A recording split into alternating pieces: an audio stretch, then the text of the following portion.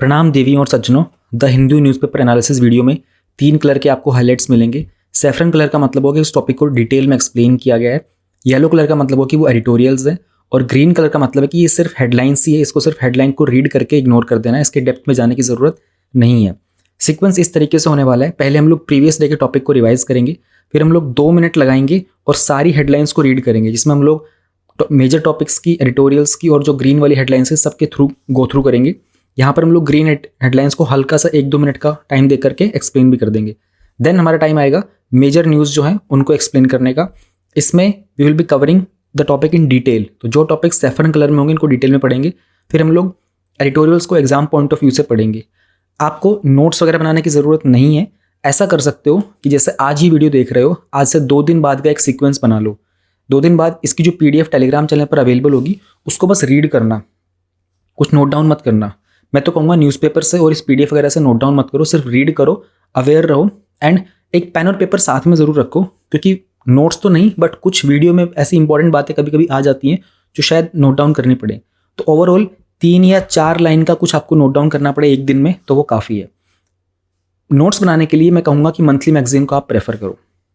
PDF Telegram channel पर मिल जाएगी आपको इस वीडियो के अपलोड होने के कुछ देर बाद। टेलीग्राम चैनल का लिंक नीचे वीडियो के डिस्क्रिप्शन में गिवन है। Let's start. 11 नवंबर वाले टॉपिक्स को एक बार थोड़ा सा रिवाइज कर लेते हैं। हम लोगों ने पहला टॉपिक देखा था, Tushar Mehta will lead the Indian delegation to UNHRC। Tushar Mehta is the solicitor general. और एक PYQ भी देखा था हम लोगों ने with respect to universal declaration of human rights. Human rights council एक इंटर गवर्नमेंटल बॉडी है UN का ही, एंड इसको 2006 में क्रिएट किया गया था। इसमें राइट नाउ 47 UN के मेंबर स्टेट्स हैं और इंडिया भी इसका पार्ट है। 2019 में इंडिया ने इसको 3 ईयर्स के लिए ज्वाइन किया था। इसमें 3 ईयर्स की मेंबरशिप होती है, उसके बाद आप दोबारा से ज्वाइन कर सकते हो, बट इमीडिएटली ज्वाइन नहीं कर सकते, 1 साल का बीच में गैप देना पड़ता है। सॉलिसिटर जनरल जो है वो अटॉर्नी जनरल के सबऑर्डिनेट होते हैं और ये सेकंड हाईएस्ट लॉ ऑफिसर होते हैं। आर्टिकल 76 में इनके बारे में मेंशन किया गया है। इंपॉर्टेंट ये है कि ये एक स्टैट्यूटरी पोस्ट है, ये कॉन्स्टिट्यूशनल पोस्ट नहीं है। Then this topic was Khan removed as chancellor of the Kerala Kalamandalam. तो एंड एक और टॉपिक था, should the chief ministers have a say in the appointment of governors and chief justice का जो चीफ मिनिस्टर का जो टॉपिक है ना, आई थिंक जब से मैंने ये चैनल स्टार्ट किया ना, ये 11-12 दिन हो चुके हैं। Every day this topic is in the news, chief minister, governor, president, centre, state वाला। और ये टॉपिक हम लोगों ने कल बहुत डिटेल में किया था, प्रेसिडेंट एंड गवर्नर का पूरा एवरीथिंग जो भी आपके इंडियन पॉलिटी की बुक में गिवन है, हम लोगों ने सब कुछ कवर किया था। थोड़ा सा लेंदी था एंड बाद में अभी मतलब दोबारा रिक्वायरमेंट होगी तो हम इसको दोबारा कवर करेंगे। Then we had this topic vice president Dhankhar to lead the Indian delegation to ASEAN and East Asia summit. ASEAN में 1967 में बनाया गया था एंड इसमें 10 कंट्रीज इसका पार्ट हैं। इसके लिए एशियन का सेक्रेटेरिएट जकार्ता में है। सिग्निफिकेंस ये है कि 3rd लार्जेस्ट मार्केट है वर्ल्ड का, 6th लार्जेस्ट इकॉनमी बन जाता है ये। एंड इसके अलावा इसके कुछ फोरम्स होते हैं, Asian regional forum, Asian plus and East Asia summit. India और अगर एशियन की बात करते हैं तो इंडिया जो है एशियन जो है इंडिया का 4th लार्जेस्ट ट्रेडिंग पार्टनर है एंड ट्रेड भी होता है, एक्सपोर्ट्स एंड इंपोर्ट्स भी होते हैं। एक दिल्ली डिक्लेरेशन है, ये इंपॉर्टेंट है, ये मैरीटाइम डोमेन के लिए है, इसके बारे में आप याद रखिएगा। दिल्ली डायलॉग भी होता है, इसमें हम लोग political security and economic issues पर बात करते हैं। तो जो ईस्ट एशिया समिट होता है ना, इसमें political security and economic challenge जिसके ऊपर डिस्कशन किया जाता है। ईस्ट एशिया समिट में एशियन के अलावा 8 कंट्रीज़ हैं। एशियन तो हो गया, then Australia, China, India, Japan, New Zealand, Republic of Korea, United States and Russia. इसमें 54% वर्ल्ड की पॉपुलेशन है, 58% वर्ल्ड का GDP है। तो this was about yesterday's topics. अब एक बार ज़रा आज की जो हेडलाइंस हैं उन पर एक बार नज़र डाल लेते हैं कि हम कौन से टॉपिक्स कवर करने वाले हैं। सबसे पहले हमारा जो टॉपिक है वो है राजीव गांधी केस वाला। ये पूरा डिटेल में देखेंगे राजीव गांधी का क्या केस था एंड अभी सुप्रीम कोर्ट के जो ऑर्डर्स आए हैं उस पर दोबारा से क्या कंट्रोवर्सी चल रही है। देन हमारा जो कॉलेजियम सिस्टम होता है उसको लेकर भी कुछ कमेंट्स वगैरह आए थे। तो सुप्रीम कोर्ट का बेसिकली जुडिशरी का एंड सेंट्रल गवर्नमेंट जो एग्जीक्यूटिव होता है इनके बीच का क्या कॉन्सेप्ट है। Then we have this topic month after NGT fine. इस टॉपिक में हम लोग आज डिटेल में ट्रिब्यूनल्स के बारे में पढ़ेंगे। NGT हम लोगों ने रिसेंटली 3-4 दिन पहले कवर भी किया था, बट आज पूरा ट्रिब्यूनल्स के बारे में जानेंगे डिटेल में, और उसमें अलग अलग टाइप के ट्रिब्यूनल्स, उनके बारे में एक 2 लाइन एंड NGT को फिर दोबारा से डिटेल में रिपीट करेंगे। अगर आप लोग रेगुलर रहोगे तो टॉपिक्स ऐसे रिपीट होते रहेंगे। इस टॉपिक में हम लोग बात करेंगे इंडिया के अबॉर्शन लॉस के बारे में। Then we have this topic ED freezes bitcoins worth ₹22 crore in the E Nuggets app case. इस टॉपिक में हमको एनफोर्समेंट डायरेक्टरेट के बारे में पढ़ना है। एक वीक पहले हम लोगों ने इन्फोर्समेंट डायरेक्टरेट के बारे में ऑलरेडी कवर किया था, आज उसको रिपीट करेंगे प्रॉपर से। फिर बिटकॉइंस के बारे में जानेंगे, क्रिप्टो करेंसी के बारे में जानेंगे, इंडिया का राइट नाउ क्या सिनेरियो है, इंटरनेशनल किस किस कंपनी ने बिटकॉइन वगैरह को लीगल माना हुआ है, ये सब भी डिटेल में कवर करेंगे। ये वाला एक टॉपिक है, छोटा सा होने वाला है, इसमें हम लोग मॉडल कोड ऑफ कंडक्ट के बारे में जानेंगे जो इलेक्शन कमीशन की तरफ से होता है। Then we have this topic, US का जो ट्रेजरी डिपार्टमेंट है उन्होंने इंडिया को करेंसी मॉनिटरिंग लिस्ट से निकाल दिया। ये लिस्ट क्या होती है, कौन सी कंट्रीज इस लिस्ट में है एंड उसके क्या प्रो एंड कॉन्स होते हैं उनके बारे में। एक ये टॉपिक है हमारा शॉर्ट, इसको अभी कवर कर लेते हैं। Altitude decides simians attitude to diet. Point ये है, ये हिमालयन ग्रे लंगूर है, फोटो में आप देख सकते हो। ये ना एक एंडेंजर्ड स्पीशीज़ है और इसमें जो उनका पॉपुलेशन है उनमें बहुत कम रह गया है। ये 15 से 20 के ग्रुप में मिलते हैं और 1500 के आसपास ही इंडिविजुअल्स रिमेनिंग हैं। अब ये हिमालयन ग्रे लंगूर जो है ना, इसको हम चंबा सेक्रेड लंगूर भी बोलते हैं as per the title of this topic. एक तो पहली बात ही हिमालयन एरिया में मिलेंगे और फिर जो लोकेशन है वो है Kalatop Khajjiar wild life sanctuary जो कि हिमाचल प्रदेश में है। ये कहना ये चाह रही है, कुछ लोगों ने एक स्टडी की थी, रूपाली ठाकुर ने और क्रांति यार्दी ने, पुणे के एक जो भारतीय विद्यापीठ इंस्टीट्यूट ऑफ एनवायरनमेंट के रहने वाले हैं, उन्होंने ये बताया था कि विद हाइट, एक पर्टिकुलर हाइट के बाद ना इनका जो लाइफस्टाइल होता है ना, खास करके ईटिंग जो लाइफस्टाइल होता है वो चेंज हो जाता है। इसलिए टॉपिक न्यूज़ में था एल्टीट्यूड मतलब हाइट डिसाइड करता है सिमियान्स का एटीट्यूड टू डाइट। तो 2 तरह के ग्रुप्स थे, उसमें कुछ 208 के मीटर का गैप था और उसमें ह्यूज डिफरेंस देखने को मिला था मंकीज़ में। कुछ जो है वो लीव्स के ऊपर डिपेंड करते हैं, प्लांट 20 तरह की स्पीशीज़ होती हैं प्लांट की। कुछ जो होते हैं उसके बाद फर्दर उनके जो फ्रूट्स वगैरह पे, फ्लावर्स वगैरह के ऊपर डिपेंड करना स्टार्ट कर देते हैं, तो उनका टेस्ट जो है वो चेंज हो जाता है एक पर्टिकुलर हाइट के बाद। हमारे लिए इंपॉर्टेंट यही है कौन सी वाइल्ड लाइफ सेंचुरी एंड इसका नाम जो सेक्रेड हिमालयन सेक्रेड लंगूर है, इसको चंबा सेक्रेड लंगूर भी बोलते हैं। ये एंडेंजर्ड है और इनकी पॉपुलेशन अराउंड 1500 के आसपास ही है। इस टॉपिक में इतना ही कवर करना था। अब सारे टॉपिक डिटेल में पढ़ना स्टार्ट करते हैं। सबसे पहले तो I am extremely sorry video late post करने के लिए। मैंने आप लोगों को पहले बताया था चैनल अभी नया है ना, तो इस रूटीन में आने में थोड़ा सा टाइम लगेगा, बट प्रोबेबली 1 महीने के बाद ये चीज़ें इतनी दिक्कत नहीं करा करेंगी, आपको वीडियोस काफ़ी सुबह जल्दी मिल जाया करेंगी। अच्छा, मैं जो लोग रेगुलर उनको बता देता हूँ, 24 एंड से लेकर 27 तक ये 3-4 दिन के लिए कोई वीडियो नहीं आ पाएगी। 24, 25, 26, 27 इन टॉपिक्स को मैं बाद में कंपाइल करके 28 के आसपास आपको एक वीडियो पोस्ट करके दे दूंगा। 4 या 5 दिन वीडियो नहीं आ पाएगी। पहला हमारा जो टॉपिक, अच्छा एक पर्सन ने कल और कमेंट किया था, उन्होंने कहा था कि वीडियो को थोड़ा शॉर्ट रखें क्योंकि वो बोलते हैं न्यूज़पेपर पढ़ने में भी और फिर ये करने में टाइम लगता है। देखो भाई, आप जो भी हैं, पहली बात तो आप गलती कर रहे हो। वीडियो सिर्फ उनको देखनी होती है जो न्यूज़पेपर नहीं पढ़ पाते हैं। जो लोग न्यूज़पेपर पढ़ लेते हैं उनको वीडियो नहीं देखनी होती है। You have to do one thing, दोनों चीज़ें नहीं करनी होती कि मैं न्यूज़पेपर भी पढ़ूँ फिर मैं वीडियो भी पूरा देखूँ। ये तो पूरा का पूरा एफर्ट का डुप्लीकेशन हो जाता है। तो प्लीज़ वो ना करें, अपना समय बचाएं। हमारा पहला टॉपिक है, उसमें बात की गई है राजीव गांधी का जो असैसिनेशन केस था ना, इसको थोड़ा सा जानेंगे तब हमें समझ में आएगा कि सुप्रीम कोर्ट ने जो रिसेंटली ऑर्डर्स दिए थे वो क्या थे। यहाँ पर इशू है, ये गवर्नर का इशू है, सुप्रीम कोर्ट का इशू, आर्टिकल नंबर 142 का इशू है। हम लोग ये सारी चीज़ें कवर करेंगे। ध्यान रहे, प्रेसिडेंट एंड गवर्नर का जो टॉपिक है ना, ये डिटेल में कवर किया था, ऑलमोस्ट आधे घंटे एक्सप्लेन किया था पूरा कल की वीडियो में। तो जिनको वो देखना हो पहले वो वाली वीडियो भी देख लेना। पूरा पॉलिटी में जो भी क्वेश्चन बनता है ना आपका, सब कवर कर लिए थे। हुआ ये था कि 1990 के अंदर प्लान किया गया था अक्टूबर में कि जो former prime minister Rajiv Gandhi ji उनको मारा जाएगा। पॉइंट ये था कि चांसेस बहुत ज़्यादा बन रहे थे कि वो दोबारा से पावर में लौट के आएंगे। तो 1987 में राजीव गांधी के कारण कुछ लोग जो थे तमिलियंस थोड़े से नाराज़ थे, उन्होंने कुछ एक्शंस लिए थे with respect to sending certain parts of certain Indian forces to Sri Lanka. LTT करके एक टेररिस्ट ऑर्गेनाइजेशन है, उन्होंने गांधी जी को प्लान किया था अटैक करने के लिए। तो तमिलनाडु में एक रैली के दौरान मई 21, 1991 को उनको एक सुसाइड बॉम्बर ने, जिनको आइडेंटिफाई किया गया था, उनका नाम धनु था, उन्होंने उनको असैसिनेट कर दिया था। एक SIT बैठाई गई थी, उन्होंने 41 लोगों के ऊपर इल्ज़ाम लगाया था एक्यूज को। उसमें से 12 ऐसे लोग भी थे जिनकी उस ब्लास्ट में ही डेथ हो गई थी। और 1998 में ये सारी चार्जशीट फाइल की गई थी। टाइम लगता है क्योंकि इतनी बड़ी पोजीशन पे थे वो। टाडा बेसिकली एक्ट था टेररिज्म वगैरह को लेकर के, उसको अभी तो लैप्स कर दिया गया, अभी एक्ट नहीं है हमारे पास। 1999 में सुप्रीम कोर्ट ने इनका डेथ सेंटेंस को भी अपहोल्ड किया था। 4 लोगों के, उनके नाम थे मुरुगन, संतम, पेरारीवलन और नलिनी। एंड फिर डेथ सेंटेंस दिया था इनको 3 लोगों को, और जो बाकी कुछ लोग थे उनको फ्री भी कर दिया गया था क्योंकि पूरा केस चला था लंबा। एंड इंटरनेशनली भी एक बहुत बड़ी बात थी कि इस तरह के एक बड़े ही पॉपुलर लीडर को असैसिनेट करने का प्लान करना एंड ऑल। 2000 में डेथ सेंटेंस दिया गया था एस नलिनी को। बाद में उनका जो सोनिया गांधी के ने कुछ प्रोसेसिंग की थी, उसके थ्रू उनका जो डेथ सेंटेंस था उसको कम करके, यानी कि उनको जो फांसी की सजा दी गई थी उसको रिड्यूस करके उनको उम्र कैद दे दी गई थी, लाइफ सेंटेंस में कन्वर्ट कर दिया गया था। अब बात आती है उसके बाद बीच में कुछ खास हुआ नहीं। 2014 में ऑलमोस्ट 14 to 15 ईयर्स के बाद सुप्रीम कोर्ट ने जो डेथ सेंटेंस दिया था ना, उसको भी लाइफ में कन्वर्ट कर दिया था। जो कन्विक्ट थे, जिनको कन्विक्ट मतलब जिनको दोषी करार दिया गया था, नलिनी संतम मुरुगन जो कि नलिनी के ही हस्बैंड थे, और पेरारीवलन, रॉबर्ट पायस, जयकुमारन, रविचंद्रन, ये सब के सब बहुत सारी जेलों में तमिलनाडु के अंदर उम्र कैद की सज़ा काट रहे थे। तो तब तक इनको 27 साल हो भी चुके थे, और अब आज की डेट में देखते हो तो ऑलमोस्ट 33 ईयर्स हो चुके हैं। 2014 में तमिलनाडु ने कि गवर्नमेंट ने सोचा कि अब इन कन्विक्ट्स को फ्री कर देना चाहिए। ध्यान रहे, ये तमिलनाडु गवर्नमेंट का डिसीजन था, तो उन्होंने सेंट्रल गवर्नमेंट के पास रिक्वेस्ट भेजी।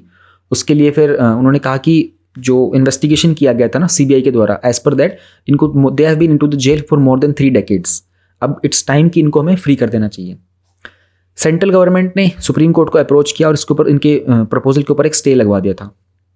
फिर कोर्ट ने कहा कि जो कन्विक्ट्स है इनको हम रिलीज कर सकते हैं अगर सेंटर अलाउ करेगा तो। फिर कोर्ट ने कहा कि जो स्टेट्स है ना वो अपनी सुओ मोटो पावर तो यूज़ नहीं कर सकते इनके रेमिशन के लिए without any plea from the convicts, यानी कि कन्विक्ट्स जो ना जो दोषी हैं उनकी साइड से भी कोई प्ली आनी चाहिए।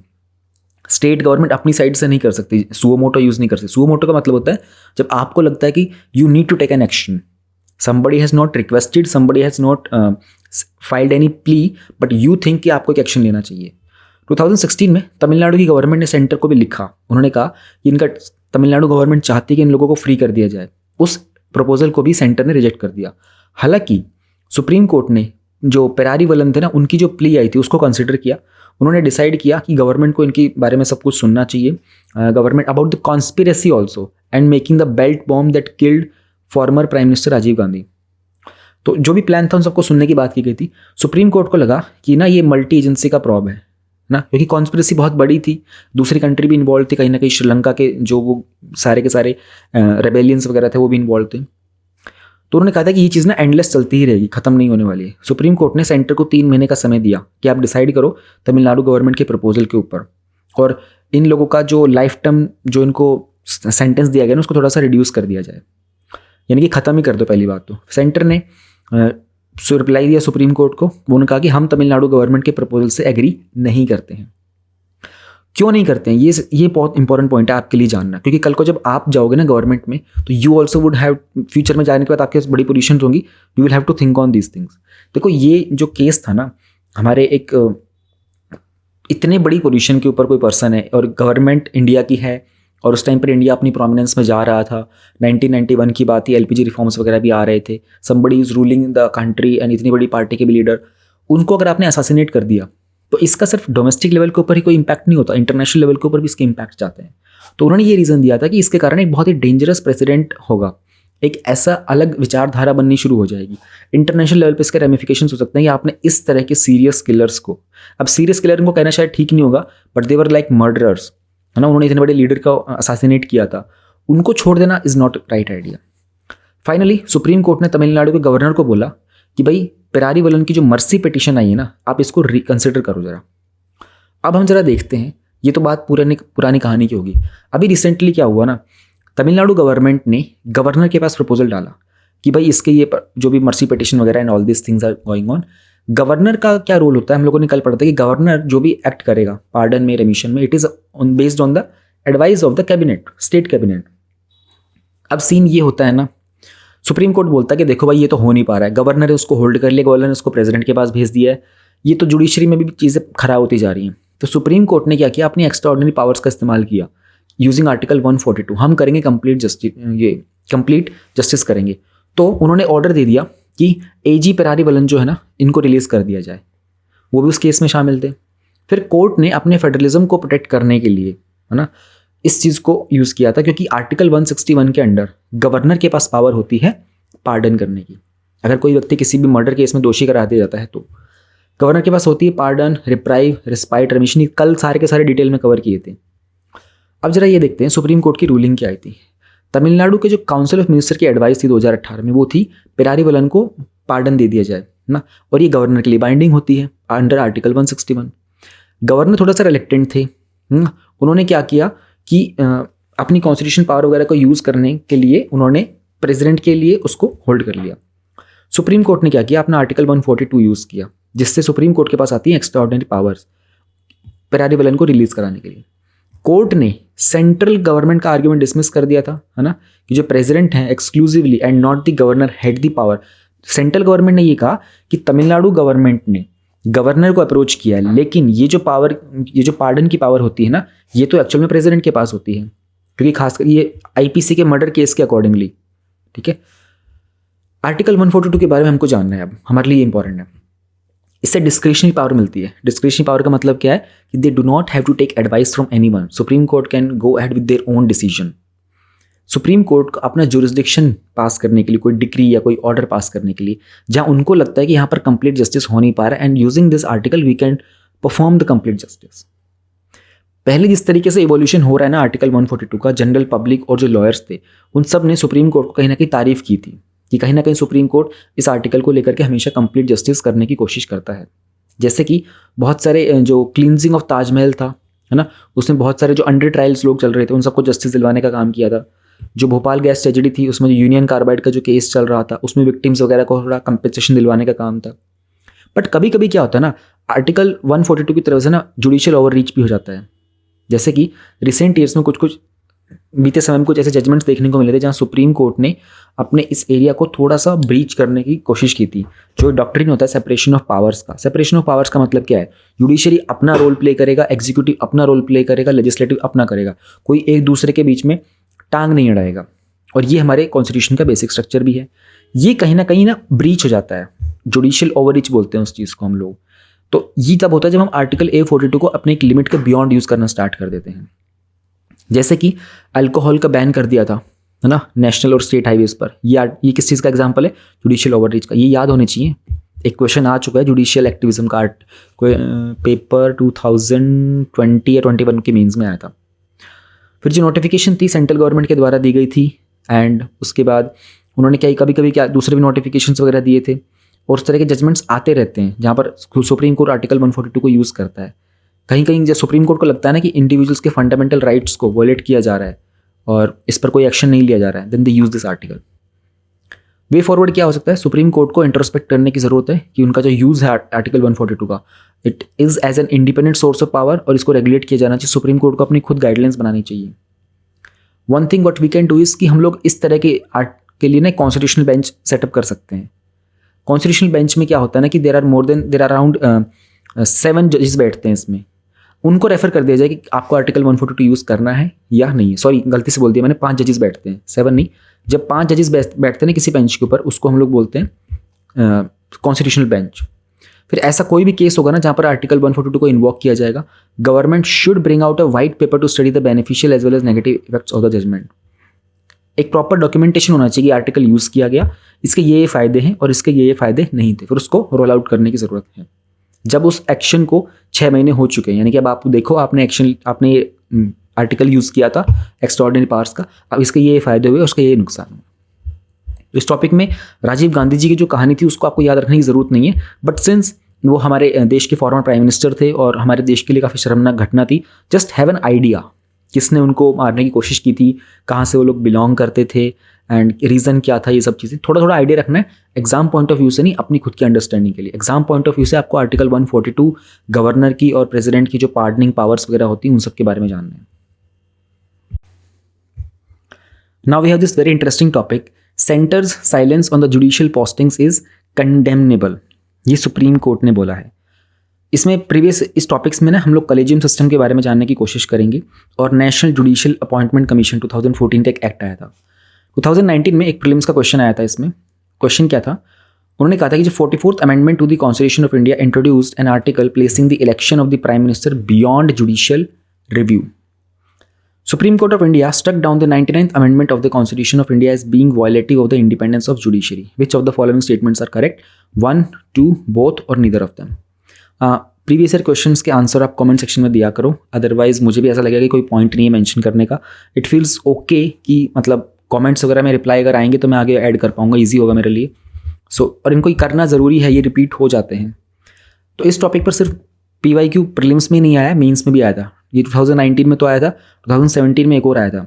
क्रिटिकली एग्जामिन करना है, सुप्रीम कोर्ट का जजमेंट आया था अबाउट NJAC के ऊपर, national judicial appointment commission act था 2014 का, और जो कि हायर जुडिशरी में जजेस के अपॉइंटमेंट के लिए था। No let us try to understand कि टॉपिक में अभी क्या चल रहा है। रिसेंटली हमारे जो union minister of law and justice है, उन्होंने सुप्रीम कोर्ट के कॉलेजियम सिस्टम को थोड़ा सा क्रिटिसाइज भी किया था। उन्होंने कहा था कि जजेस ओनली, ये जो कॉलेजियम सिस्टम में जो लोग होते हैं ना, वो सिर्फ उनको रिकमेंड करते हैं जिनको वो जानते हैं, है ना कि उसको जो कि उस जॉब के लिए फिटेस्ट पर्सन है। आर्टिकल 124 और 217 जो हमारे कॉन्स्टिट्यूशन के, ये डील करते हैं सुप्रीम कोर्ट और हाई कोर्ट के जो जजेस होते हैं उनके अपॉइंटमेंट के साथ। देखो अभी 2-3 दिन पहले ही जो हमारे new chief justice of India है, उनको जो ओथ वगैरह उनकी दिलवाई गई थी, बीन अपॉइंटेड, तब भी हम लोगों ने इसके अपॉइंटमेंट के ऊपर थोड़ी सी बात की थी। लेट्स रिपीट दिस, और आज थोड़ा और डिटेल में जाने की कोशिश करते हैं। तो ये कॉलेजियम सिस्टम है क्या और ये इवॉल्व कैसे हुआ था?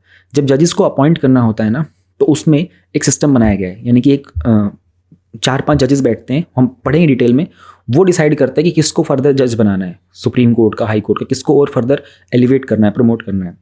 ये सिस्टम 3 तरह के केसेस से निकल के आया था, 1981 में, 1993 में और 1998 में। तो 3 केसेस हुए थे। फर्स्ट जज केस में 1981 में उन्होंने डिक्लेयर किया था कि प्राइमेसी, CJI जो चीफ जस्टिस ऑफ इंडिया होंगे ना, उनकी रिकमेंडेशन जो होगी ना जुडिशियल अपॉइंटमेंट्स के लिए, उसको प्राइमरी कंसिडर किया जाएगा। एंड जो ट्रांसफ़र वगैरह होगा उस पर भी उन्हीं की जो रिकमेंडेशन होगी उनको कंसिडर किया जाएगा। इस रूलिंग के कारण executive primacy over the judiciary जो थी ना, वो अगले 12 साल के लिए, अब देखो, it gave the executive primacy over the judiciary in judicial appointments for the next 12 years. हमें समझना पड़ेगा ये अगले 12 ईयर के बाद क्या होता है। देखो आपको ये सब कुछ डिटेल में याद रखने की जरूरत नहीं है, you simply have to remember this first point और फर्स्ट जज केस का ईयर। सेकंड वाले को याद करने की जरूरत, क्योंकि इतना ना एग्जाम में टाइम नहीं होगा। रीज़न ये है, सेकंड जज केस आता है 1993 में। उन्होंने कहा कि अब हम एक कॉलेजियम सिस्टम लेके आते हैं। इसका मतलब होगा that consultation really meant concurrence. Consultation का मतलब क्या होता है? सलाह सहमति करना, लेकिन उसका मतलब कंकरेंस भी होगा कि एग्री भी कर रहे हो उस बात के साथ। एक तो सलाह ले ली, सहमति कर ली, लेकिन एग्री नहीं किया। कंकरेंस का मतलब कि एग्री भी करना पड़ेगा। फिर उन्होंने कहा था कि सिर्फ CJI का इंडिविजुअल ओपिनियन मैटर नहीं करेगा, है ना, उसके अलावा 2 सीनियर मोस्ट जजेस को भी ऐड किया जाएगा। फिर थर्ड जज केस आता है उसके 5 साल बाद। सुप्रीम कोर्ट ने जो प्रेसिडेंट का रेफरेंस लेकर के कहा, उन्होंने एक्सपेंड किया कॉलेजियम को, उसको 5 मेंबर की एक बॉडी बना दिया, जिसमें CJI होंगे और प्लस 4 सीनियर मोस्ट कलीग्स बनते हैं। तो ये इवोल्यूशन कुछ इस तरीके से हुआ था। इंपॉर्टेंट, ईजी है याद करना, एक एक पॉइंट याद रख लो बस। इसमें कंसल्टेशन कंकरेंस रख लो, इसमें ये एक पॉइंट है और इसमें फर्स्ट वाला याद रख लो। ईयर याद रखना इंपॉर्टेंट है। पहले 1981 याद रख लो, फिर उसके 12 साल बाद, फिर 5 साल बाद। तो कुछ ना कुछ आपको निकालना पड़ेगा अपना निमोनिक टाइप का। अब इस कॉलेजियम सिस्टम को हेड कौन करता है? जाहिर सी बात है हमारा chief justice of India head करेंगे, है ना, और 4 दूसरे सीनियर मोस्ट जजेस होते हैं। हाई कोर्ट के अंदर भी कॉलेजियम होता है, उसमें जो भी इनकम्बेंट चीफ जस्टिस होते हैं वो होते हैं, प्लस उधर 2 सीनियर मोस्ट जजेस होते हैं। ध्यान रहे, सुप्रीम कोर्ट के लिए 4 जजेस हैं और हाई कोर्ट के लिए 2 जजेस हैं। हायर जुडिशरी के जो जजेस होते हैं ना, इनको अपॉइंट किया जाता है ओनली थ्रू कॉलेजियम सिस्टम। और गवर्नमेंट का क्या रोल होता है? Only after names have been decided by the collegium. तो गवर्नमेंट एक्चुअल में अपॉइंट तो कर रही है, लेकिन कब अपॉइंट कर रही है? जब कॉलेजियम सिस्टम ने डिसाइड कर लिया है कि इनमें से किसी को अपॉइंट कर दो। वो एक लिस्ट बनाकर देते हैं सेंट्रल गवर्नमेंट को कि लीजिए, हम कॉलेजियम वाले हैं, हमने डिसाइड कर लिया है इन लोगों में से, अब आप लॉ कमीशन, लॉ मिनिस्ट्री के अंडर से इनको अपॉइंटमेंट करवा दीजिए। तो जुडिशियल अपॉइंटमेंट का तरीका क्या होता है? अगर CJI को अपॉइंट करना होता है, हम लोगों ने पढ़ा था रिसेंटली, प्रेसिडेंट अपॉइंट करते हैं चीफ जस्टिस ऑफ इंडिया को और बाकी सुप्रीम कोर्ट के जजेस को। As far as CJI is concern, जो आउटगोइंग CJI वो रिकमेंड करता है। तो अभी जो हमारे पिछले जो UU ललित जी जब गए थे, उन्होंने रिकमेंडेशन दिया था, है ना, कि जो धनंजय यशवंत जी हैं, इनको अपॉइंट करना as the next chief justice of India. तो इसमें सीनियरिटी की बात की जाती है, प्रैक्टिस में चलते आ रहा है, लेकिन 1970s में बीच में ऐसा हुआ था कि जो सीनियर मोस्ट थे उनको चूज नहीं किया गया था। तो ये तो था चीफ जस्टिस ऑफ इंडिया को लेकर के। What about the supreme court जजेस? जो बाकी जजेस हो गए, उनके लिए प्रपोजल अब कौन इनिशिएट करेगा? CJI ही इनिशिएट करेंगे। वो बाकी कॉलेजियम मेंबर्स के साथ डिस्कस करेंगे, ठीक है ना। उसके अलावा जो सीनियर मोस्ट जज होते हैं कोर्ट वगैरह के, फ्रॉम दी हाई कोर्ट, कि भाई किसको रिकमेंड करना है। फिर जो कंसल्टी होगा उसका, they must record their opinions in writing and it should form part of the file. तो मेंशन होना चाहिए कारण वगैरह। कॉलेजियम्स अपनी रिकमेंडेशन देगा लॉ मिनिस्टर को, वो भेजेंगे प्राइम मिनिस्टर को, और प्राइम मिनिस्टर देंगे एडवाइस प्रेसिडेंट को। फिर प्रेसिडेंट किसको अपॉइंट करेंगे? सुप्रीम कोर्ट के जजेस को। जब chief justice of high court की बात आती है, तो वो अपॉइंट किए जाते हैं फ्रॉम द जो outside of the respective states. Important है याद रखना, chief justice of the high court is appointed as per the policy of having chief justice from outside of the respective states. यानी कि जिस पर्सन अगर कोई केरला का रहने वाला है तो वो केरला में चीफ जस्टिस नहीं बनेगा। कॉलेजियम इस चीज़ के ऊपर अपना डिसीजन लेता है। हाई कोर्ट के जजेस को रिकमेंड भी किया जाएगा कॉलेजियम के द्वारा, इसमें CJI होंगे और 2 सीनियर मोस्ट जजेस होंगे। ध्यान रहे CJI। प्रपोजल जो था इनिशिएट होगा outgoing chief justice of high court के द्वारा, ठीक है, और वो अपने 2 सीनियर मोस्ट जजेस के साथ कंसल्ट करेंगे। भाई ये याद करना पड़ेगा आपको, जजेस का अपॉइंटमेंट वगैरह, ये पॉलिटी में प्रीलिम्स में भी आ जाता है और ये मेंस में भी आ सकता है। फिर रिकमेंडेशन भेजी जाएगी चीफ मिनिस्टर को, जो गवर्नर को एडवाइस करेंगे वो फिर प्रपोजल भेजेंगे यूनियन लॉ मिनिस्टर को। ध्यान रहे सेंटर में क्या हो रहा था, पहले जब कॉलेजियम भेज रहा था रिकमेंडेशन लॉ मिनिस्टर को, वो PM को और वो प्रेसिडेंट को। यहाँ पर क्या हो रहा है, यहाँ रिकमेंडेशन पहले जाएगी चीफ मिनिस्टर के पास, वो गवर्नर को बोलेंगे, वो भेजेंगे फिर लॉ मिनिस्टर के पास। अब इस कॉलेजियम सिस्टम के साथ प्रॉब्लम क्या है, जब सुप्रीम कोर्ट के जजेस वगैरह, CJI वगैरह, हाई कोर्ट के जजेस वगैरह अपने आप ही रिकमेंडेशन आगे फॉरवर्ड कर रहे हैं, खुद चूज़ कर रहे हैं किसको जज बनाना है किसको नहीं बनाना। इसमें प्रॉब्लम क्या है, एग्जीक्यूटिव को आपने दूर कर दिया है ना। ये अकाउंटेबल नहीं हो पा रहे भी किसी भी तरह की एडमिनिस्ट्रेटिव बॉडी को लेकर के। अगर उन्होंने कोई रॉन्ग कैंडिडेट को चूज़ किया होगा तो उस बात की जवाबदेही किसको दे रहे हैं, वो किसी को नहीं दे पा रहे हैं, है ना। तो पूरे के पूरे जुडिशियल अपॉइंटमेंट प्रोसेस से एग्जीक्यूटिव एकदम तरीके से बाहर हो चुका है ना। एकदम सीक्रेसी में काम हो रहा होता है। बहुत बड़े चांसेस होते हैं फेवरेटिज्म के और नेपोटिज्म के। अब नेपोटिज्म क्या है आप समझते होंगे। देखो नेपोटिज्म का जो कॉन्सेप्ट है ना, इसमें थोड़ी सी बात मैं दोबारा से रिपीट कर देता हूँ। जो मंथली मैगजीन वाला चैनल है उस पर मैंने समझाया था। अमिताभ बच्चन है जैसे, ठीक है, अमिताभ बच्चन, उनके बेटे हैं अभिषेक बच्चन। किसी प्रोजेक्ट के अंदर अमिताभ बच्चन प्रोडक्शन कर रहे हैं, राइट। अमिताभ बच्चन चाहें तो अपने बेटे को उसमें ले सकते हैं फिल्म में, कोई प्रॉब्लम नहीं है। वो उनका अपना बेटा है, वो चाहें उतना पैसा लगाएं उसके ऊपर, नो इश्यूज़। नेपोटिज्म की प्रॉब्लम कब आती है, जब अमिताभ बच्चन ने पहले सलमान खान को बात कर ली कि ठीक है मैं मूवी प्रोड्यूस कर रहा हूँ and Salman you will play the role of the actor, lead actor. But अब सलमान खान को रिप्लेस किया जाए और इनकी जगह पर आ जाए अभिषेक बच्चन। ये होता है नेपोटिज्म, ये गलत होता है। अमिताभ बच्चन पहले ही डिसाइड कर चुके थे कि मैं मूवी बनाना चाहूँगा, उन्होंने बात सामने रखी कि मैं अभिषेक को उसमें लीड एक्टर बनाऊंगा, कोई इशू नहीं है। कोई भी बाप अपने बेटे के लिए कुछ भी कर सकता है, माँ अपने बच्चों के लिए कोई भी कुछ भी कर सकता है, अपने रिलेटिव के लिए भी कर सकते हो, no issues. It becomes a problem when Amitabh Bachchan has already signed Salman Khan for this and then he says कि नहीं I will replace you from with Abhishek, क्योंकि अभिषेक मेरा बेटा है और अभिषेक ज़्यादा काबिल है, तुम काबिल नहीं हो। द मोमेंट यू से कि तुम काबिल नहीं हो, मेरे वाला बंदा काबिल है, that is how nepotism takes place, ठीक है। वैसे ये तो बात सही, कंगना रनौत ने पूरे देश को नेपोटिज्म वाला शब्द तो सिखा दिया। तो थोड़ी सी चीज़ों को टेक्निकलिटीज़ में, लिटरल टर्म्स में जाने की जरूरत है, तब हमें इसके मीनिंग क्लियर होने चाहिए। ऑल राइट, तो फेवरेटिज्म आ रहेगा, आप अपने पसंदीदा को चूज़ करोगे जजेस को, और अपने नेपोटिज्म भी चलेगा। एंड कॉलेजियम्स के अंदर कोई ऐसा स्पेसिफिक क्राइटेरिया नहीं है उनको टेस्ट करने के लिए, ठीक है। फिर कोई इसके कारण नॉन ट्रांसपेरेंसी आ जाती है, पता ही नहीं चलता। तो हमारे कंट्री के अंदर पूरे के पूरे लॉ सिस्टम के लिए ये प्रॉब्लम बन जाती है। एक प्रिंसिपल है चेक्स एंड बैलेंसेस का, ये PYQ में पहले आ भी चुका है। तो चेक्स एंड बैलेंसेस को लेकर क्वेश्चन आ चुका है। ध्यान कौन रखेगा, आपने एक सिस्टम बना दिया, अकाउंटेबिलिटी किसकी होगी, ठीक है। बैलेंस कौन बनाएगा, संतुलन कौन बना के रखेगा, निगरानी कौन रखेगा। इससे होता क्या है ना, जुडिशरी को इमेंस पावर मिल जाती है एंड उसका मिसयूज़ भी कर सकते हैं। There is a close door mechanism. उन्होंने बहुत बार ऐसा बोला है कि इसमें कोई ऑफिशियल सेक्रेटेरिएट का इस्तेमाल नहीं किया गया है ना, ये क्लोज डोर अफेयर होता है। इसकी पब्लिक को कोई नॉलेज नहीं होती है, कब कॉलेजियम मिलता है, किससे मिलता है, कैसे अपने डिसीजंस लेने, nobody knows about this thing. ये प्रॉब्लम है। फिर कोई ऑफिशियल मिनट्स ऑफ मीटिंग नहीं होते कॉलेजियम के प्रोसीडिंग्स के। So you see everything is being about secrecy and non transparency and non accountability and non responsive. That's why लोगों को प्रॉब्लम है कॉलेजियम सिस्टम से। रिप्रेजेंटेशन भी बहुत हद तक अनइक्वल होती है ना। जो हायर जुडिशरी का कॉम्पिटिशन है ना, उसमें विमेन का रिप्रेजेंटेशन नहीं है। There was a question based on this, women's representation in judiciary, and ये प्रॉब्लम है। एक मेंस का क्वेश्चन है, ये पूरा टॉपिक है मेंस का। विमेन का representation in the judiciary, women का representation in defence, women representation in agriculture, women representation in the economic scenario. These are mains based question. तो क्या कुछ अपॉइंटमेंट किए गए थे इस कॉलेजियम सिस्टम को, क्या रिफॉर्म्स लाए गए थे इसमें। एक अटेम्प्ट किया गया था, कोशिश की गई थी कि एक नेशनल जुडिशियल अपॉइंटमेंट कमीशन बनाते थे। वो कमीशन वर्ड जब आ गया ना, इसमें मतलब क्या होगा, इसमें एग्जीक्यूटिव आ जाएगा। एग्जीक्यूटिव मतलब क्या, ब्यूरोक्रेट्स मतलब क्या, वो लोग जो SSC UPSC का एग्जाम क्लियर करके जाते हैं। एक बॉडी बनाएंगे, उसमें कुछ लोगों को रखेंगे, एक्सपर्ट्स वगैरह को, डिफरेंट मिनिस्ट्रीज से, डिफरेंट स्टेट्स से बुला करके, ठीक है। इसके लिए 2014 में एक 99th अमेंडमेंट किया गया था, लेकिन 2015 में सुप्रीम कोर्ट ने इस पूरे के पूरे अमेंडमेंट को स्टक डाउन कर दिया। उन्होंने कहा कि आप कहीं ना कहीं जुडिशरी के इंडिपेंडेंस को हार्म करने की कोशिश कर रहे हो। तो ये क्वेश्चन आ चुका, देखा, प्रीलिम्स में भी और मेंस में दोनों में आ चुका। वे फॉरवर्ड हम क्या कर सकते हैं? देखो, जो वैकेंसीज भी खाली रहती है ना, उसके लिए हम लोग एक कोलैबोरेटिव और कॉन्टिन्यूस प्रोसेस ला सकते हैं। कोलैबोरेटिव मतलब दोबारा से कोलैब करके साथ में चल के कुछ काम किया जा सकता है, जिसमें एग्जीक्यूटिव और जुडिशरी दोनों का रोल रहे कहीं ना कहीं, है ना।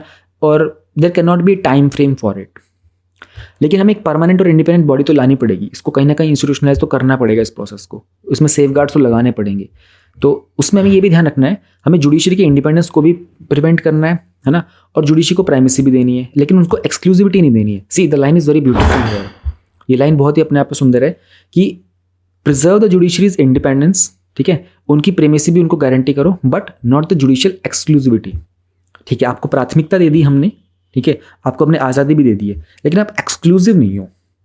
कहीं ना कहीं अकाउंटेबिलिटी ज़रूर रहेगी, तो आपकी इंडिपेंडेंस मेंटेन रहेगी, आपकी डाइवर्सिटी भी रहेगी, और एक प्रोफेशनल कॉम्पिटेंस और इंटीग्रिटी भी मेंटेन रहेगी। This was a very beautiful topic. यहाँ से काफ़ी क्वेश्चंस बने हैं। जुडिशरी से हर साल एक क्वेश्चन आता है, कुछ क्वेश्चन टॉपिक वाइज है, मतलब एक जुडिशरी से आएगा, एक इलेक्शन कमीशन से आएगा, एक विमेन से, एक एजुकेशन से। तो इसलिए इन टॉपिक्स में आपको चीज़ें रट जानी चाहिए। आर्टिकल 142 क्या है, थोड़ी देर पहले हम लोगों ने आर्टिकल 161 के बारे में बात की। जो हमने कल के टॉपिक रिवाइज करे तो उसमें आर्टिकल 72 की बात की थी, कल आर्टिकल 76 की बात की थी। एंड इस तरीके से देखो, डेली अगर सुनते रहोगे ना, सुन के याद हो जाएगा। मैं चीज़ों को रिपीट बहुत करूँगा। ये जो पूरा टॉपिक अभी राइट नाउ पढ़ रहे हैं ना सुप्रीम कोर्ट के जजेस का, हो सकता है कि नेक्स्ट वीक कुछ आएगा, मैं इसको दोबारा रिपीट करूँगा यही सब चीज़ें। तो जस्ट बाय लिसनिंग ना आपको बहुत कुछ याद होने लग जाएगा। Now we have this topic, month after NGT fine for the West government is yet to decide on how to pay. ये टॉपिक हमारे GS2 में आता है। इंडियन कॉन्स्टिट्यूशन जुडिशरी का ही पार्ट बनता है, ट्रिब्यूनल्स बनते हैं। इस टॉपिक में हम लोग जानेंगे ट्रिब्यूनल्स होते क्या हैं, ट्रिब्यूनल्स की ज़रूरत क्यों पड़ती है, जैसे एनजीटी एक ट्रिब्यूनल है, और बाकी कौन से टाइप के ट्रिब्यूनल्स होते हैं। न्यूज़ के बारे में थोड़ा सा देख लेते हैं। एनजीटी ने जो एनसीटी है ना, that is the national capital territory of Delhi, ना कि दिल्ली गवर्नमेंट, ध्यान रहे, ना दिल्ली गवर्नमेंट और ना ही म्यूनसिपल कॉर्पोरेशन ऑफ दिल्ली को इन पर्टिकुलर, बल्कि जो चीफ सेक्रेटरी वगैरह जो होते हैं उनको बोला गया है। तो एनसीटी के ऊपर, नेशनल कैपिटल टेरिटरी जो है ना, उनको बोला गया है कि आप 900 करोड़ का फाइन दे दो। क्यों? क्योंकि ये जो बहुत सारे आप लोगों ने जनरेट कर रखे हैं ना, ये टन्स ऑफ वेस्ट जो है, ये 3 लैंडफिल्स हैं दिल्ली सिटी के, उसके कारण से। हमारे लिए यहाँ पर जानना है ट्रिब्यूनल्स इंपॉर्टेंट है, ट्रिब्यूनल्स क्या है, उनका क्या रोल होता है, एनजीटी का क्या रोल होता है। 2-3 दिन पहले भी हम लोगों ने एनजीटी को कवर किया था, बट इस टाइम की रिपीट किया जाए इसमें। ये क्वासी जुडिशियल इंस्टीट्यूशन है। क्यों किया जाता है? क्योंकि कुछ प्रॉब्लम्स होती हैं जो कि एडमिनिस्ट्रेटिव या फिर टैक्स रिलेटेड डिस्प्यूट्स की होती हैं। तो एक तरीके से जुडिशरी भी काम तो यही करती है, प्रॉब्लम्स को सॉल्व करती है, लेकिन वो जुडिशियल इंस्टीट्यूशन है, ये क्वासी जुडिशियल इंस्टीट्यूशन है। थोड़ा सा डिफरेंस को समझने की कोशिश करेंगे, ठीक है। इसमें मजिस्ट्रेट वगैरह जो होते हैं ना, वो इनको ये एक रोमन तरीके से निकाला गया था, ठीक है। इनका काम होता है डिस्प्यूट्स वगैरह के ऊपर काम करना, कुछ कंटेस्टिंग पार्टीज के जो भी राइट्स वगैरह होते हैं उनको डिटरमाइन करना, एक एडमिनिस्ट्रेटिव डिसीजन लेना, है ना। पहले जो एडमिनिस्ट्रेटिव डिसीजन लिया गया था उसको चेक करना दोबारा से। तो इट्स ऑफिस ऑफ द ट्रिब्यून्स, ठीक है। उसमें जनरली काम क्या होता है, सिटीजन्स को किसी भी तरीके के एरिस्टोक्रेट मैजिस्ट्रेट के आर्बिट्रेरी एक्शन से बचाने की कोशिश करना। तो कोई भी पर्सन या फिर इंस्टीट्यूशन जिसकी कोई अथॉरिटी हो सकती है जज करने की, एडजुडिकेट करने की, कोई वो डिटरमाइन करेगा क्या क्लेम्स हैं डिस्प्यूट्स वगैरह के ऊपर, ठीक है। अब हमको इंडिया में ट्रिब्यूनल्स वगैरह की रिक्वायरमेंट क्यों होती है? हमारे पास कोर्ट में ना बहुत सारे केसेस पेंडिंग हैं, ठीक है। तो डोमेस्टिक ट्रिब्यूनल्स और बाकी जो ट्रिब्यूनल्स होते हैं ना, ये डिफरेंट स्टैट्यूट्स के अंदर बनाए जाते हैं। इनको हम इसलिए यूज़ करते हैं ताकि उस सिचुएशन को ओवरकम कर सके जहाँ पर हमारे पास नंबर ऑफ पेंडिंग केसेस जो है उन्हें रिड्यूस किया जा सके। इनका काम होता है कोर्ट के वर्कलोड को रिड्यूस करना, डिसीजंस को एक्सपेडाइट, जल्दी तेज़ी से पास करना, और एक ऐसा फोरम प्रोवाइड करना जहाँ पर लॉयर्स और एक्सपर्ट्स वगैरह होते हैं वो ट्रिब्यूनल में अपना सपोर्ट दे सके। इनका बड़ा इंपॉर्टेंट काम होता है क्योंकि जस्टिस के मैकेनिज्म में एक स्पेशलाइज रोल होता है इनका, ठीक है। ऑलरेडी जो ओवरबर्डन कोर्ट्स होते हैं उनका लोड कम करने का, तो ये एनवायरनमेंट के, आर्म्ड फोर्सेस के, टैक्स के और जो बाकी एडमिनिस्ट्रेटिव इश्यूज होते हैं ना, उनके सारे मुद्दों को सुनते हैं। संवैधानिक प्रावधान क्या है, कॉन्स्टिट्यूशनल प्रोविजंस क्या क्या हैं। ट्रिब्यूनल्स हमारे ओरिजिनल कॉन्स्टिट्यूशन में नहीं थे, लेकिन 42nd अमेंडमेंट के बाद 1976 में हम लोगों ने ट्रिब्यूनल्स की चीज़ों को कॉन्स्टिट्यूशन में ऐड कर दिया। तो क्या ये अब कॉन्स्टिट्यूशनल है? हाँ, अब ये कॉन्स्टिट्यूशनल है, बट 1976 से पहले नहीं थे। हम लोगों ने 2 आर्टिकल ऐड किए थे, आर्टिकल 323 का ए और बी। ए में हम लोग बात कर रहे थे एडमिनिस्ट्रेटिव ट्रिब्यूनल्स के, और बी में हम लोगों ने बात की थी बाकी सारे ट्रिब्यूनल्स अदर वाले। तो बी के अंदर पार्लियामेंट और स्टेट जो लेजिस्लेचर्स होते हैं उनके पास अथॉरिटी होती है कि वो ट्रिब्यूनल्स एस्टैब्लिश कर सकते हैं। किस किस मैटर में? टैक्सेशन में, फॉरेन एक्सचेंज में, industrial and labour, land reforms, ceiling on the urban property, elections to parliament and state legislature, food stuff, rent and tenancy right. आपको याद होना चाहिए। There can be a question in prelims in future में जहाँ इनमें से कोई point आ जाएगा, तो you have to remember this. Then article 323A और 323B, हम लोगों ने बात की ना, ए में तो एडमिनिस्ट्रेटिव ट्रिब्यूनल्स होते हैं, बी में बाकी सारे होते हैं, दोनों आपस में डिफरेंस कैसे क्रिएट करते हैं। ए में जो बनता है ना ट्रिब्यूनल हमारा, उसमें सिर्फ बात की जाएगी पब्लिक सर्विस मैटर्स की, और बी के अंदर जो बाकी सारे दूसरे मैटर्स थे जो हम लोगों ने रिसेंटली ऊपर पढ़े, फूड स्टफ, रेंट, इलेक्शन वगैरह एक्सेट्रा। अब जो 323A होगा ना, ये सिर्फ पार्लियामेंट एस्टेब्लिश कर सकता है, लेकिन जो 323B होगा ये पार्लियामेंट भी और स्टेट लेजिस्लेचर भी एस्टेब्लिश कर सकता है, डिपेंडिंग कौन सा मैटर कहाँ पे है। तो एडमिनिस्ट्रेटिव वाले के अंदर only 1 tribunal for the centre and 1 for each state, और ये बेसिकली 2 और मोर स्टेट्स के लिए, तो 1 for centre and 1 for each state. तो उसमें ट्रिब्यूनल्स के ना हिरार्की वगैरह कुछ नहीं होती है, बट आर्टिकल 323B में ट्रिब्यूनल्स की हिरार्की क्रिएट की जा सकती है। ये सारा फैक्चुअल इन्फॉर्मेशन आपकी इंडियन पॉलिटी की बुक में ऑलरेडी गिवन है, मैंने बस यहाँ पे उसमें से आपके लिए ऐड किया है चीज़ों को तरीके से ताकि आप याद कर सकें। Then we have 1 more article, ध्यान रहेगा 323A 323B। देखो अभी तक कौन से आर्टिकल हम आज डिस्कस कर चुके हैं। आर्टिकल 72 प्रेसिडेंट वाला था, आर्टिकल 166 गवर्नर वाला था, आर्टिकल 76 सॉलिसिटर जनरल और अटॉर्नी जनरल वाला था, आर्टिकल 142 जुडिशरी की कॉन्स्टिट्यूशनल जो जुडिशरी की वो पावर होती है ना, एक्स्ट्राऑर्डिनरी पावर्स के बारे में बात की थी। आर्टिकल 124 में हम लोगों ने जजेस के अपॉइंटमेंट की बात की थी। अब हम लोगों ने 323 में बात की है ए में एडमिनिस्ट्रेटिव ट्रिब्यूनल्स की, 323B में बात की है अदर ट्रिब्यूनल्स की। तो please try to remember these articles, जो रिपीट हो डेली उनको जरूर याद करना। कल भी मैं सारे आर्टिकल रिपीट कर दूंगा। Now let us try to understand article 262। इसमें संविधान के अंदर हमारे कॉन्स्टिट्यूशन में ही मेंशन है सेंट्रल गवर्नमेंट का क्या रोल रहेगा with respect to inter state rivers. याद रखना 262 इंटर स्टेट रिवर्स के लिए। डिफरेंट ट्रिब्यूनल्स इंडिया में क्यों हैं और क्या क्या हैं। एडमिनिस्ट्रेटिव ट्रिब्यूनल्स है, जैसे कि इसके लिए एक्ट आया था हमारे पास पार्लियामेंट का, ध्यान रहे 323A सिर्फ पार्लियामेंट बना सकता है। 1985 में एक एक्ट आया था जो कि आर्टिकल 323A के कारण आया था। इनका काम था कि जो रिक्रूटमेंट और कंडीशंस वगैरह होती है ना सर्विस की फॉर पब्लिक सर्विस, है ना, जैसे कि यूनियन और स्टेट में, उनकी डिस्प्यूट और कंप्लेन को हैंडल करना। तो 1985 के एक्ट के अंदर 3 ट्रिब्यूनल बनाए गए थे उस एक्ट के थ्रू। एक था कैट, सेंट्रल एडमिनिस्ट्रेटिव ट्रिब्यूनल। एक था हमारे पास, फिर ये सेंट्रल गवर्नमेंट जनरली इसमें क्या करती है ना कि एक एडमिनिस्ट्रेटिव ट्रिब्यूनल बनाएगी स्टेट के एम्प्लॉयज़ वगैरह के लिए। तो स्टेट की गवर्नमेंट रिक्वेस्ट करेगी सेंट्रल गवर्नमेंट से इसी के अंडर में।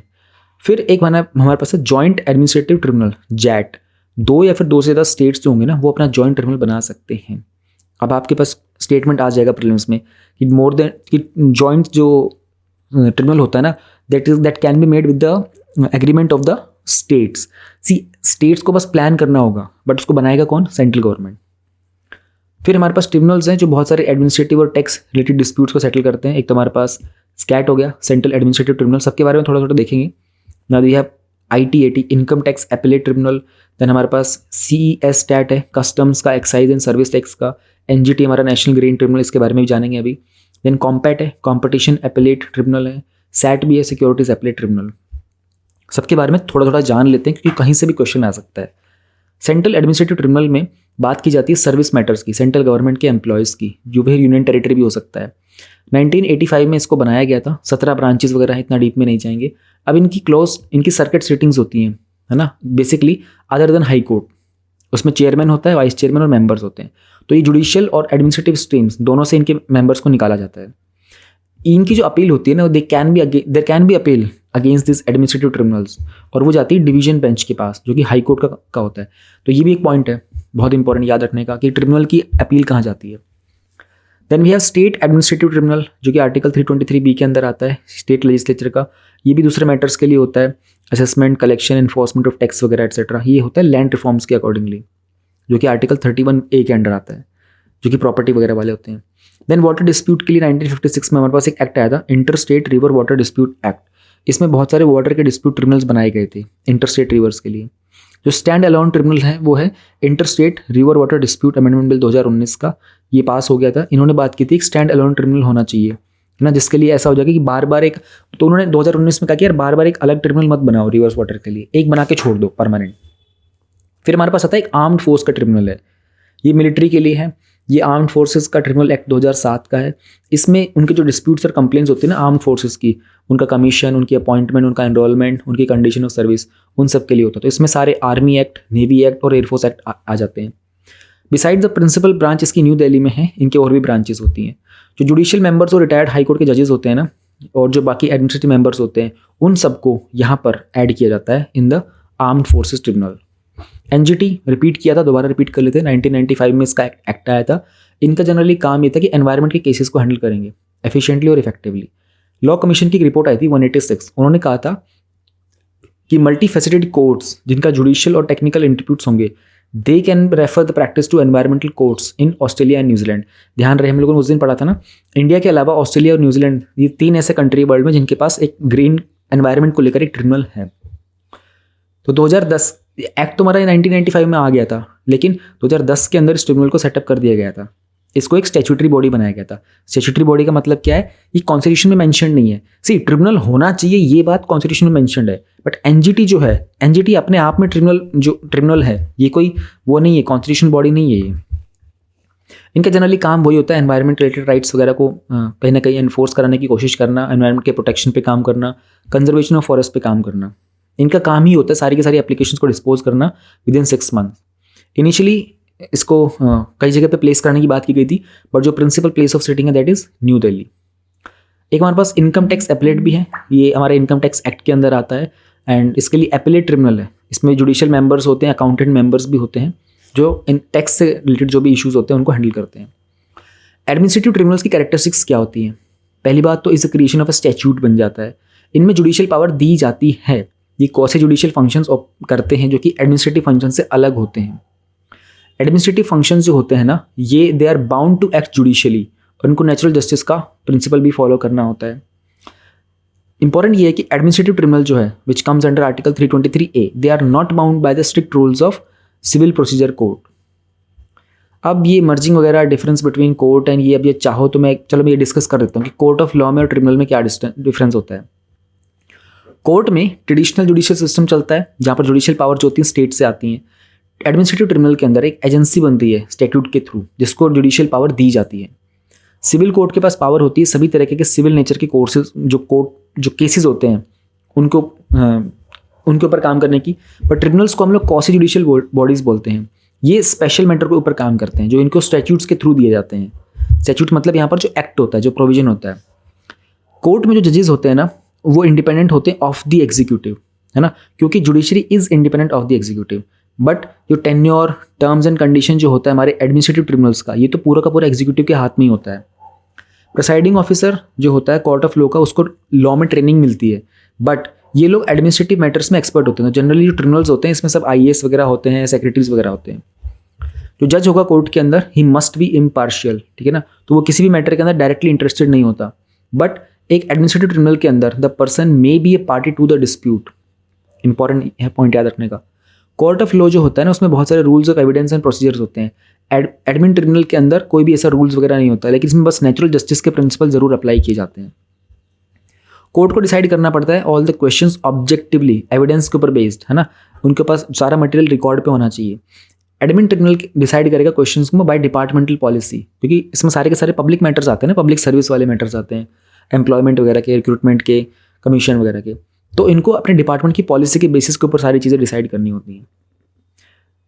Then a court of law can decide vires of a legislation, यानी कि कानून जो हमारा लेजिस्लेशन जो पार्लियामेंट के द्वारा पास किया जाता है स्टेट के द्वारा, उसके ऊपर भी कोर्ट ऑफ लॉ डिसीजन ले सकता है कि ठीक है या नहीं है।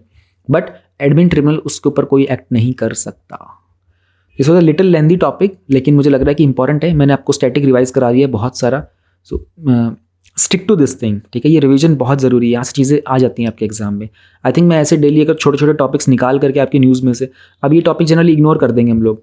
दिल्ली गवर्नमेंट को 900 करोड़ पे करने हैं, दिल्ली गवर्नमेंट लगी हुई है यहाँ से वहाँ से ऑफिसर से लाने में, जिन्होंने कचरा फैलाया उनसे निकालवाने में। ये हमारे लिए ज़रूरी नहीं है। हमारे लिए ज़रूरी ये था कि NGT क्या होता है, ट्रिब्यूनल्स क्या होते हैं, टाइप्स ऑफ ट्रिब्यूनल्स क्या होते हैं। So reading in between the lines is more important with respect to the news, so keep following this thing. Now we have this topic, month after NGT fine for the waste, government is yet to decide on how to pay। ये topic हमारे GS2 में आता है। Indian constitution judiciary का ही part बनता है, tribunals बनते हैं। इस टॉपिक में हम लोग जानेंगे ट्रिब्यूनल्स होते क्या हैं, ट्रिब्यूनल्स की ज़रूरत क्यों पड़ती है, जैसे NGT एक ट्रिब्यूनल है और बाकी कौन से टाइप के ट्रिब्यूनल्स होते हैं। न्यूज़ के बारे में थोड़ा सा देख लेते हैं। NGT ने जो NCT है ना, that is the national capital territory of Delhi, ना कि दिल्ली गवर्नमेंट, ध्यान रहे, ना दिल्ली गवर्नमेंट और ना ही म्यूनसिपल कॉर्पोरेशन ऑफ दिल्ली को इन पर्टिकुलर, बल्कि जो चीफ सेक्रेटरी वगैरह जो होते हैं उनको बोला गया है। तो एनसीटी के ऊपर, नेशनल कैपिटल टेरिटरी जो है ना, उनको बोला गया है कि आप 900 करोड़ का फाइन दे दो। क्यों? क्योंकि ये जो बहुत सारे आप लोगों ने जनरेट कर रखे हैं ना, ये टन्स ऑफ वेस्ट जो है, ये 3 लैंडफिल्स हैं दिल्ली सिटी के, उसके कारण से। हमारे लिए यहाँ पर जानना है ट्रिब्यूनल्स इंपॉर्टेंट है, ट्रिब्यूनल्स क्या है, उनका क्या रोल होता है, एनजीटी का क्या रोल होता है। 2-3 दिन पहले भी हम लोगों ने एनजीटी को कवर किया था, बट इस टाइम की रिपीट किया जाए इसमें। ये क्वासी जुडिशियल इंस्टीट्यूशन है। क्यों किया जाता है? क्योंकि कुछ प्रॉब्लम्स होती हैं जो कि एडमिनिस्ट्रेटिव या फिर टैक्स रिलेटेड डिस्प्यूट्स की होती हैं। तो एक तरीके से जुडिशरी भी काम तो यही करती है, प्रॉब्लम्स को सॉल्व करती हैं, लेकिन वो जुडिशियल इंस्टीट्यूशन है, ये क्वासी जुडिशियल इंस्टीट्यूशन है। थोड़ा सा डिफरेंस को समझने की कोशिश करेंगे, ठीक है। इसमें मजिस्ट्रेट वगैरह जो होते हैं ना, वो इनको ये एक रोमन तरीके से निकाला गया था, ठीक है। इनका काम होता है डिस्प्यूट्स वगैरह के ऊपर काम करना, कुछ कंटेस्टिंग पार्टीज़ के जो भी राइट्स वगैरह होते हैं उनको डिटरमाइन करना, एक एडमिनिस्ट्रेटिव डिसीजन लेना ना। पहले जो एडमिनिस्ट्रेटिव डिसीजन लिया गया था उसको चेक करना दोबारा से। तो इट्स ऑफिस ऑफ द ट्रिब्यून्स, ठीक है। उसमें जनरली काम क्या होता है, सिटीजन्स को किसी भी तरीके के एरिस्टोक्रेट मैजिस्ट्रेट के आर्बिट्रेरी एक्शन से बचाने की कोशिश करना। तो कोई भी पर्सन या फिर इंस्टीट्यूशन जिसकी कोई अथॉरिटी हो सकती है जज करने की, एडजुडिकेट करने की, कोई वो डिटरमाइन करेगा क्या क्लेम्स हैं डिस्प्यूट्स वगैरह के ऊपर, ठीक है। अब हमको इंडिया में ट्रिब्यूनल्स वगैरह की रिक्वायरमेंट क्यों होती है? हमारे पास कोर्ट में ना बहुत सारे केसेस पेंडिंग हैं, ठीक है। तो डोमेस्टिक ट्रिब्यूनल्स और बाकी जो ट्रिब्यूनल्स होते हैं ना, ये डिफरेंट स्टैट्यूट्स के अंदर बनाए जाते हैं। इनको हम इसलिए यूज़ करते हैं ताकि उस सिचुएशन को ओवरकम कर सके जहाँ पर हमारे पास नंबर ऑफ पेंडिंग केसेस जो है उन्हें रिड्यूस किया जा सके। इनका काम होता है कोर्ट के वर्कलोड को रिड्यूस करना, डिसीजंस को एक्सपेडाइट जल्दी तेजी से पास करना, और एक ऐसा फोरम प्रोवाइड करना जहाँ पर लॉयर्स और एक्सपर्ट्स वगैरह हो सकते हैं वो ट्रिब्यूनल में अपना सपोर्ट दे सके। इनका बड़ा इंपॉर्टेंट काम होता है क्योंकि जस्टिस के मैकेनिज्म में एक स्पेशलाइज रोल होता है इनका, ठीक है।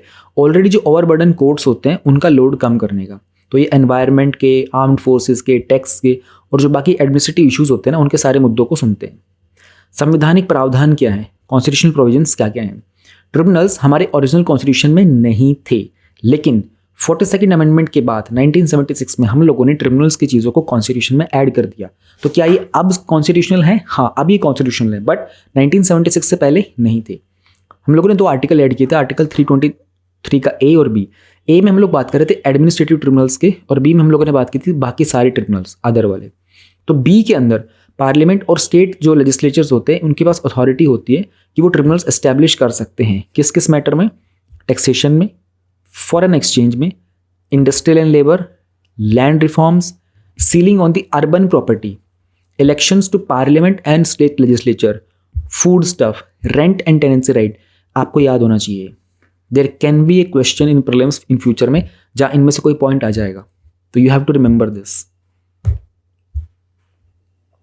देन आर्टिकल 323A और 323B हम लोगों ने बात की ना, ए में तो एडमिनिस्ट्रेटिव ट्रिब्यूनल्स होते हैं, बी में बाकी सारे होते हैं, दोनों आपस में डिफरेंस कैसे क्रिएट करते हैं।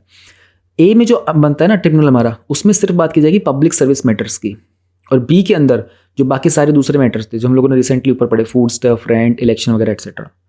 अब जो 323A होगा ना, ये सिर्फ पार्लियामेंट एस्टेब्लिश कर सकता है, लेकिन जो 323B होगा ये पार्लियामेंट भी और स्टेट लेजिस्लेचर भी एस्टेब्लिश कर सकता है, डिपेंडिंग कौन सा मैटर कहाँ पे है।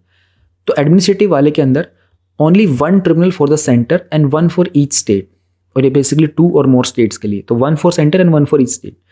तो उसमें ट्रिब्यूनल्स के ना हिरार्की वगैरह कुछ नहीं होती है, बट आर्टिकल 323B में ट्रिब्यूनल्स की हिरार्की क्रिएट की जा सकती है। ये सारा फैक्चुअल इन्फॉर्मेशन आपकी इंडियन पॉलिटी की बुक में ऑलरेडी गिवन है, मैंने बस यहाँ पे उसमें से आपके लिए ऐड किया है चीज़ों को तरीके से ताकि आप याद कर सकें। Then we have 1 more article, ध्यान रहेगा 323A 323B। देखो अभी तक कौन से आर्टिकल हम आज डिस्कस कर चुके हैं। आर्टिकल 72 प्रेसिडेंट वाला था, आर्टिकल 166 गवर्नर वाला था, आर्टिकल 76 सॉलिसिटर जनरल और अटॉर्नी जनरल वाला था, आर्टिकल 142 जुडिशरी की कॉन्स्टिट्यूशनल जो जुडिशरी की वो पावर होती है ना, एक्स्ट्राऑर्डिनरी पावर्स के बारे में बात की थी। आर्टिकल 124 में हम लोगों ने जजेस के अपॉइंटमेंट की बात की थी। अब हम लोगों ने 323 में बात की है ए में एडमिनिस्ट्रेटिव ट्रिब्यूनल्स की, 323B में बात की है अदर ट्रिब्यूनल्स की। तो please try to remember these articles, जो रिपीट हो डेली उनको जरूर याद करना। कल भी मैं सारे आर्टिकल रिपीट कर दूंगा। Now let us try to understand article 262। इसमें संविधान के अंदर हमारे कॉन्स्टिट्यूशन में ही मेंशन है सेंट्रल गवर्नमेंट का क्या रोल रहेगा with respect to inter state rivers. याद रखना 262 इंटर स्टेट रिवर्स के लिए। डिफरेंट ट्रिब्यूनल्स इंडिया में क्यों हैं और क्या क्या हैं। एडमिनिस्ट्रेटिव ट्रिब्यूनल्स हैं, जैसे कि इसके लिए एक्ट आया था हमारे पास पार्लियामेंट का, ध्यान रहे 323A सिर्फ पार्लियामेंट बना सकता है। 1985 में एक एक्ट आया था जो कि आर्टिकल 323A के कारण आया था। इनका काम था कि जो रिक्रूटमेंट और कंडीशंस वगैरह होती है ना सर्विस की, फॉर पब्लिक सर्विस, है ना, जैसे कि यूनियन और स्टेट में, उनकी डिस्प्यूट और कंप्लेन को हैंडल करना।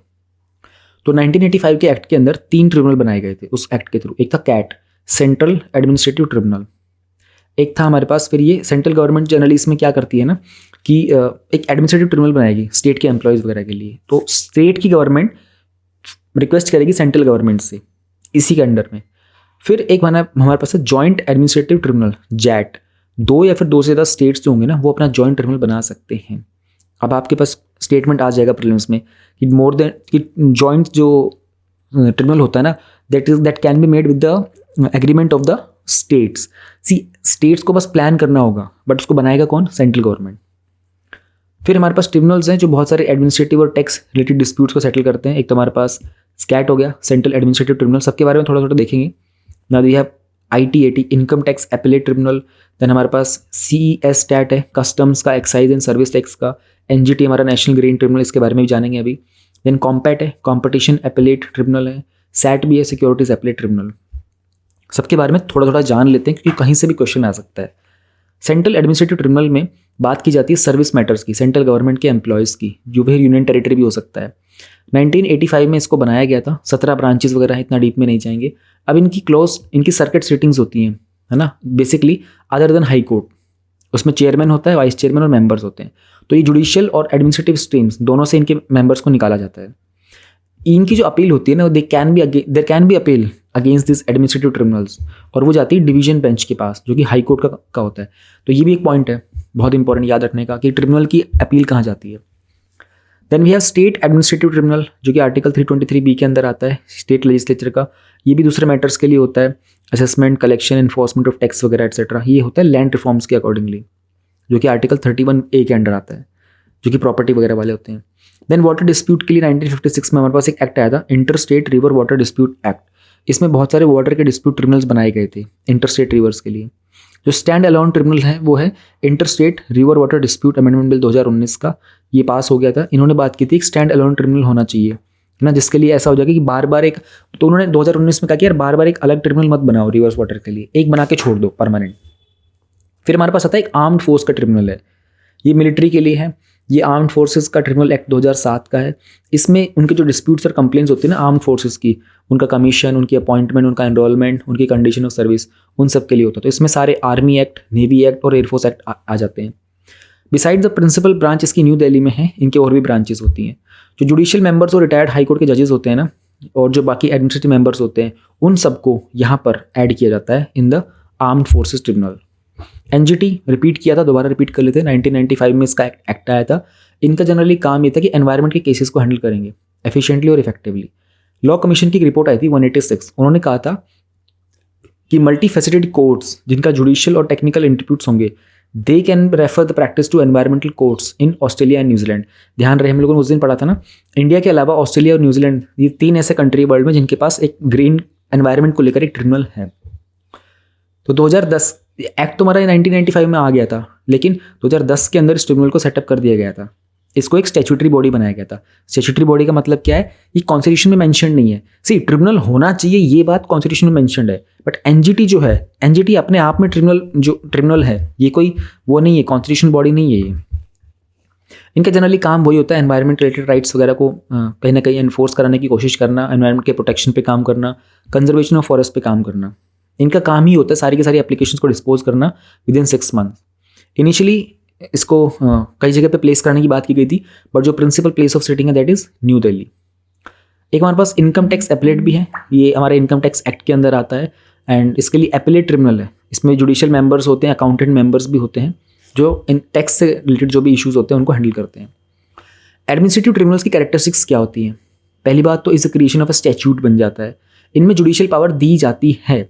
ये कौन से जुडिशियल फंक्शंस करते हैं जो कि एडमिनिस्ट्रेटिव फंक्शन से अलग होते हैं।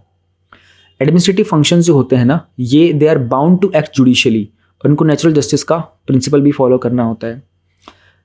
इंपॉर्टेंट ये है कि एडमिनिस्ट्रेटिव ट्रिब्यूनल जो है which comes under article 323A, they are not bound by the strict rules of civil procedure code.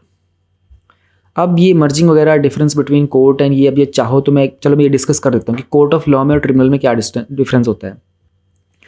Court में ट्रेडिशनल जुडिशियल सिस्टम चलता है जहाँ पर जुडिशियल पावर जो होती है स्टेट से आती हैं। एडमिनिस्ट्रेटिव ट्रिब्यूनल के अंदर एक एजेंसी बनती है स्टैट्यूट के थ्रू जिसको जुडिशियल पावर दी जाती है। सिविल कोर्ट के पास पावर होती है सभी तरह के सिविल नेचर के कोर्सेज जो केसेस होते हैं उनके ऊपर काम करने की। पर ट्रिब्यूनल्स को हम लोग क्वासी जुडिशियल बॉडीज बोलते हैं। ये स्पेशल मैटर के ऊपर काम करते हैं जो इनको स्टैट्यूट्स के थ्रू दिए जाते हैं। स्टैट्यूट मतलब यहाँ पर जो एक्ट होता है, जो प्रोविजन होता है। कोर्ट में जो जजेस होते हैं ना वो इंडिपेंडेंट होते हैं ऑफ द एग्जीक्यूटिव, है ना, क्योंकि judiciary is independent of the executive. But जो टेन्योर, टर्म्स एंड कंडीशन जो होता है हमारे एडमिनिस्ट्रेटिव ट्रिब्यूनल्स का, ये तो पूरा का पूरा एग्जीक्यूटिव के हाथ में ही होता है। प्रिसाइडिंग ऑफिसर जो होता है कोर्ट ऑफ लॉ का, उसको लॉ में ट्रेनिंग मिलती है, बट ये लोग एडमिनिस्ट्रेटिव मैटर्स में एक्सपर्ट होते हैं। जनरली जो ट्रिब्यूनल्स होते हैं इसमें सब IAS वगैरह होते हैं, सेक्रेटरीज वगैरह होते हैं। जो जज होगा कोर्ट के अंदर, ही मस्ट बी इम्पार्शियल, ठीक है ना, तो वो किसी भी मैटर के अंदर डायरेक्टली इंटरेस्टेड नहीं होता। बट एक एडमिनिस्ट्रेटिव ट्रिब्यूनल के अंदर the person may be a party to the dispute. Important है पॉइंट याद रखने का। कोर्ट ऑफ लॉ जो होता है ना उसमें बहुत सारे rules of evidence and procedures होते हैं। एडमिन ट्रिब्यूनल के अंदर कोई भी ऐसा रूल्स वगैरह नहीं होता है, लेकिन इसमें बस नेचुरल जस्टिस के प्रिंसिपल जरूर अप्लाई किए जाते हैं। कोर्ट को डिसाइड करना पड़ता है all the questions objectively, evidence के ऊपर बेस्ड, है ना, उनके पास सारा मटेरियल रिकॉर्ड पे होना चाहिए। एडमिन ट्रिब्यूनल डिसाइड करेगा क्वेश्चंस को बाय डिपार्टमेंटल पॉलिसी, क्योंकि इसमें सारे के सारे पब्लिक मैटर्स आते हैं ना, पब्लिक सर्विस वाले मैटर्स आते हैं, एम्प्लॉयमेंट वगैरह के, रिक्रूटमेंट के, कमीशन वगैरह के। तो इनको अपने डिपार्टमेंट की पॉलिसी के बेसिस के ऊपर सारी चीज़ें डिसाइड करनी होती हैं। Then a court of law can decide vires of a legislation, यानी कि कानून जो हमारा लेजिस्लेशन जो पार्लियामेंट के द्वारा पास किया जाता है स्टेट के द्वारा, उसके ऊपर भी कोर्ट ऑफ लॉ डिसीजन ले सकता है कि ठीक है या नहीं है। बट एडमिन ट्रिब्यूनल उसके ऊपर कोई एक्ट नहीं कर सकता।